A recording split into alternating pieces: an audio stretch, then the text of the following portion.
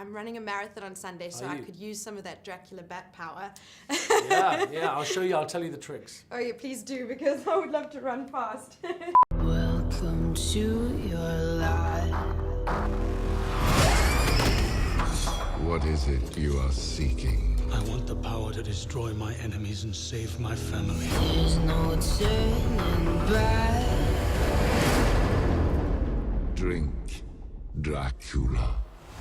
Luke, we've seen you in The Immortals, The Hobbit, now here in Dracula Untold. Is there something about mythological worlds that appeals to you? Well, I like to dabble in them every now and again, and then I like to jump into something like Fast and the Furious 6 right in the middle of it all, just to mix it all up. It's fun to disappear into a world that doesn't exist and play it, and with this character, playing a historical figure who walked this earth 600 years ago. That makes it adds a very interesting dimension to my journey. Sarah, most people know Dracula as a count. Here we presented with him as a prince. Yes, yeah. I think that, we really kind of are looking at an origin story here. So we're pulling apart the myth of Dracula and looking at the man behind the legend. And that man was, of course, Vlad Tepes, Vlad the Impaler. And he was a prince. And we see him in the beginning of the movie reigning very peacefully over his land, even though he's had a very dark past. And it's kind of the journey that this one man goes through to save and protect his family. And unfortunately, he has to make some very dark decisions in order to do that. Do you think you are alive because you can fight? You are alive because of what I did to save you!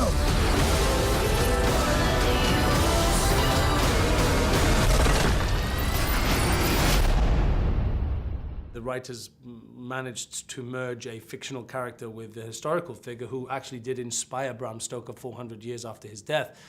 When Bram Stoker was alive, then to write this character Dracula.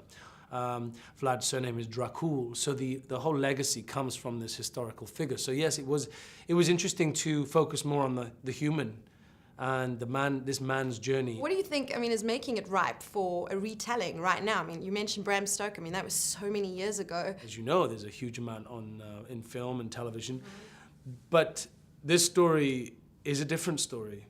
It's the untold story of this most famous creature and how he became. And that's what is interesting. It's about telling us the origin story that we wouldn't know of, and that's what separates it from every other Dracula movie that's been made. Sometimes the world doesn't need another hero.